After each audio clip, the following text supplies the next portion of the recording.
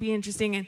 And one of the nights was, is being gay a sin? And I thought, we all know the answer, but I wonder how they're going to handle it. Like, I wanted to know if they were going to be kind or what they were going to say.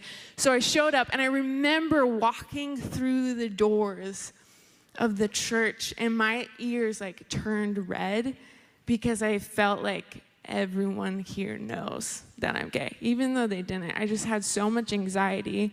And so I'm sitting there, and I remember I was probably like in this area, this similar sized church, and just sitting in the back, just like bracing myself for what I had believed for so long. And the guy that got up to speak was this straight married dude. And I thought, well, what does he have to say on this subject?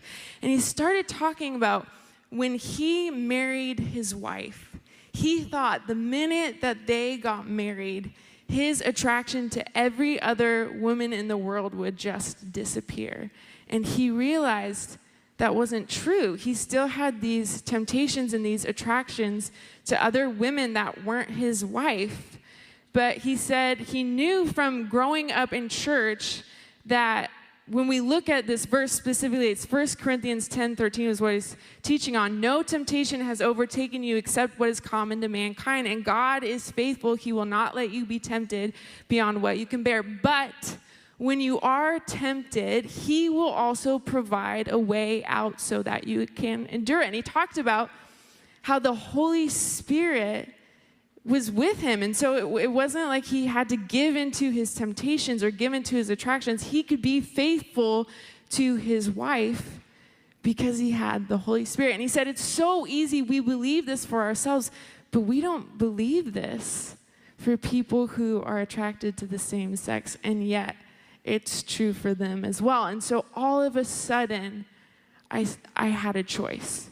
It wasn't that because I was attracted to the same sex, I was automatically going to go to hell. All of a sudden, it was like, oh, if I choose to walk life with Jesus, I might not ever be made straight. But the Holy Spirit is good enough and strong enough and faithful enough to sustain me, to keep me from giving into my temptations. And some people would say, well, being tempted simply is a sin. And when we look in Mark 4, we see that Jesus was tempted. And my favorite verse when I talk about this is Hebrews 4:15. It says, for we do not have a high priest who is unable to sympathize with our weaknesses, but we have one who has been tempted in every way just as we are, yet he did not sin. And so this was a nuance I had never heard before. And I realized I had this choice I had to make. And so I wish that I could say I made the choice that night that I was going to fall in love with Jesus and walk in what he had for me, but I didn't. It took a long, long time. But finally, when I was 18 years old, something changed. And I realized that Jesus is who he says he is.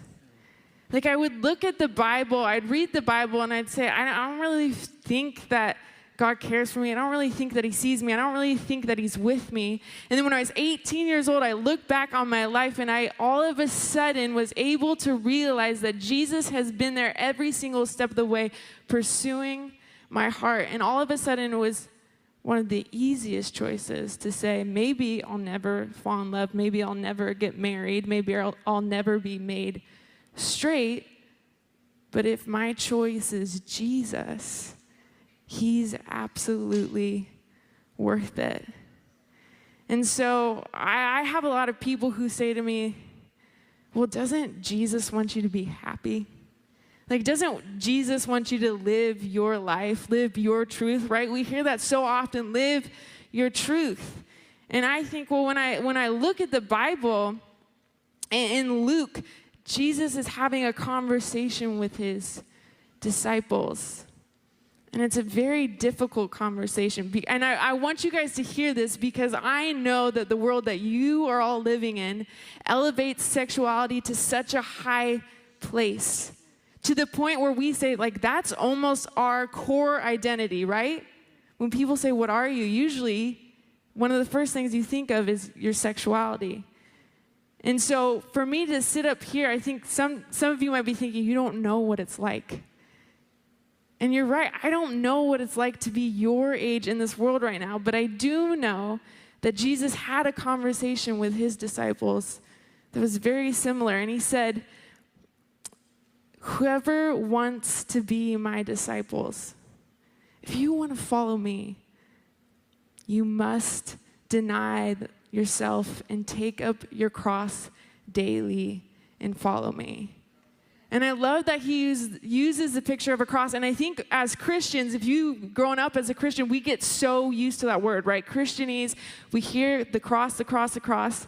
And what you have to stop and do is pause and realize that the cross in this day and age, in this time when Jesus is talking to his followers, is literally a torture device meant to murder people. And he says, if you're going to follow me, life is going to be like that sometimes. And so I realized God's still good enough.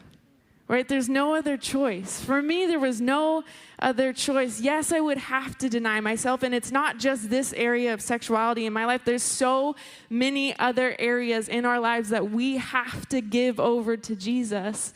So I'm not healed.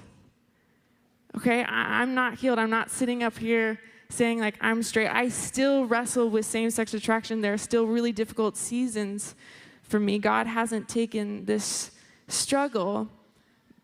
But if Christ is perfect and he's holy and he's good and he's loving and he's omniscient and he is to be revered, if he is incapable of sin, he cannot sin against us. And he is the maker of our souls. He knows each and every single one of us so intimately. If Jesus is who he says he is, then the healthiest and best possible option for you and for me, for all of us, is to yield our wants and submit ourselves to Christ in all that we do.